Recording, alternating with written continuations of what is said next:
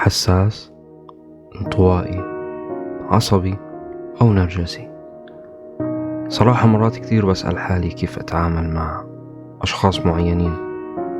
ممكن يكون حساس كثير أو عصبي كثير أو نرجسي كثير. أكيد سلوكنا بيميزنا عن غيرنا، وهاي السلوكيات بتتكون حتى تشكل شخصية البني آدم. طيب هذا البني آدم العصبي أو النرجسي أو الهستيري، في كتير شخصيات راح نحكي عنها. كيف ممكن أتعامل معهم؟ وهل أنا منهم؟ وأنا شو شخصيتي؟ مرات بتمر علينا فترات ممكن تكون حزين، مكتئب ومن غير سبب. العالم البشري كبير والشخصيات كثيرة، لكن أكيد في أمور وظروف إلها الدور الأكبر إنها تغير بشخصيتنا. ممكن شخص بشغلك أو ببيتك عصبي ودايما متوتر وكمان بوترك معه، لكن مهما اختلفت شخصياتنا أكيد في إشي بوحدنا اللي هي فطرتنا.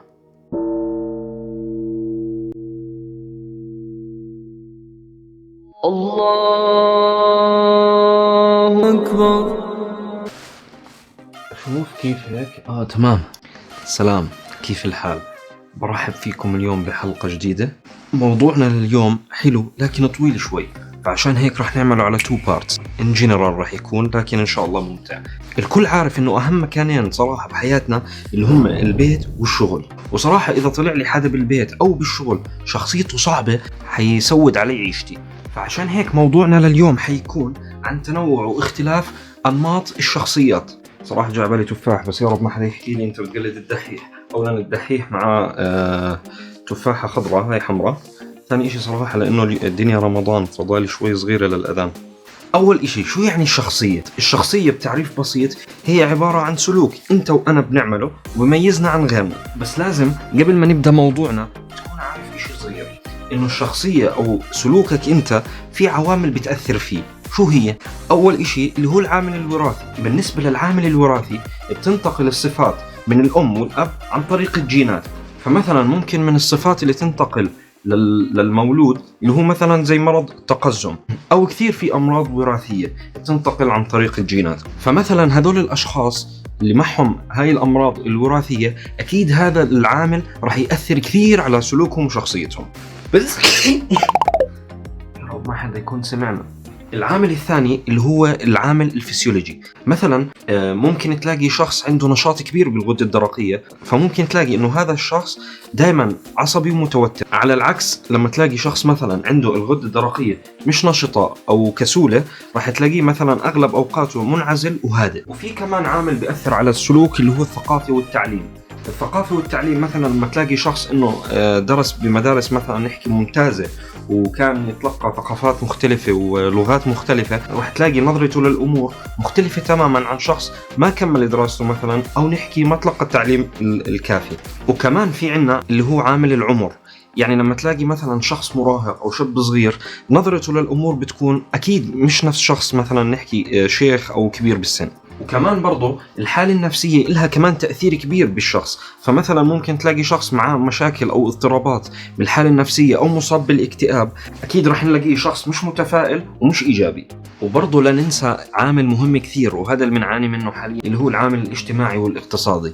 يعني مثلا لما تلاقي حاليا إنه شخص مديون أو عليه مشاكل مالية، رح تلاقيه دائما متوتر وعصبي. ومن العوامل برضو المهم كثير اللي هي العادات والتقاليد. هاي لعبتنا طبعا. مثلا نحكي رجل مثلا بكى لأي موقف، نحكي وحدا توفى له أو كذا، بقولوا له مثلا أنت رجل ما بصير تبكي، لأنه الرجل بالمجتمعات الشرقية ما بصير يبكي لأنه هو عبارة عن تمثال، يعني لا له عاطفة ولا إحساس. وهذا أكيد بدعم العنف والعصبية. لهيك بنكون عرفنا أهم العوامل اللي بتأثر بشخصياتنا وسلوكنا. أي حدا بسمع فينا كلمة انطوائي أول ما بيجي ببالك إنه هذا الشخص الانطوائي شايف حاله وإنسى مش مصدق. بس هذا الإشي غلط. هذا الشخص الانطوائي هل هو بحب العزلة، بحب يقعد لحاله؟ أكيد بحب يقرأ كتاب أو مثلا يحضر فيلم بس بدون اجتماعات، صدقني بكون مبسوط كثير لأنه هي شخصيته. طيب كيف أتعامل مع الشخص الانطوائي؟ هاي الشخصية دايما تبحث عن الحب والاهتمام. فدايما هذول الناس الانطوائيين ما بيحبوا يستعجلوا بالأمور، ودايما احكي معاه عن المستقبل. والشخصية الانطوائية بتحب الحكي كثير، فعادي اتركه براحته لو كان حكي مش واقعي أو نحكي كئيب. 2 اللي هي الشخصية الاجتماعية، هاي أكيد أنتم بتعرفوها، طبعا أكبر مثال عليها اللي هي أم زكي باب الحارة. طبعا هدول الأشخاص دايما بيضحكوا، هم صراحة طيبين وعفويين، ودايما بحبوا الأعمال اللي فيها عدد جماعي. على الرغم أنه الشخصية الاجتماعية إيجابية، لكن مرات بتحس إلهم بدون قصد إلهم لحظات تطفل أكيد أنت ما بتحبها. هاي الشخصية اللي انسى النرجسية، شوها إشارات. طبعا هدول الناس انسى مش مصدقين حالهم، بفكروا حالهم ألماس، بقول لك أنا انسى بوكيمون، أنا خارق، أنا بجنن، أنا بشلق، أنا مش عارف شو، خلص بديش أكمل. هدول الناس عندهم حب لذات أنت ما بتتخيل، وبشوف الأمور بسطحية، وبحاول يستغل نقاط ضعف الناس، وقليل تلاقي له صراحة أصدقاء. في مقالات كثير بتحكي عن شخصيات مشهورة أو معروفة هدول الشخصيات عانوا من النرجسية، زي مثلا في عندك رئيس الولايات المتحدة الأمريكية اللي هو دونالد ترامب، وفي عندك رئيس الوزراء الروسي ستالين، واحد أكثر الشخصيات اللي نحكي حيرت الناس والتاريخ وعلماء النفس اللي هو هتلر. كيف أتعامل مع الشخصية النرجسية؟ طبعا إنك تغير الشخصية النرجسية صراحة إشي صعب كثير، وحاول دائما ابعد عن أي جدال معه. لكن صراحة إذا كان مديرك بالشغل فهون المصيبة. بالعادة بتكون الشخصية النرجسية تكون صاحب شخصية قوية جدا، فبدك تكون حذر معه، لأنه مجرد نقاش بسيط ممكن يحسه زي معركة. إذا بدك تناقشه بالمنطق ما تتوقع منه الكثير، لأنه هو عبارة عن شخصية بالعامية مصلح جيب. الشخصية اللي بعدها اللي هي الشخصية العصبية، صراحة هذا إشي كتير بنعاني منه. أغلب مجتمعاتنا الميدل إيست أو المجتمعات العربية صراحة خصبة الشخصيات العصبية. في دراسات بتحكي إنه العصبية هي عبارة عن جنون مؤقت، فبتلاقي الشخص ما بيسيطر على حاله، فبتصرف بعاطفته مش بعقله. بتلاقي هذا الشخص العصبي بتحسه مجنون، يعني مرات مثلا بكون معك قاعد بتلاقيه انه بضحك بطريقة هستيرية. بالعادة بتلاقي طبيعته كثير هادي وساكت دايما، لكن مرات ممكن تلاقيه فجأة انفجر عشان يثبت حقه. بس للأسف العنف والسلوكيات السلبية بتأثر عليه بشكل كبير. طيب كيف أتعامل مع الشخصية العصبية؟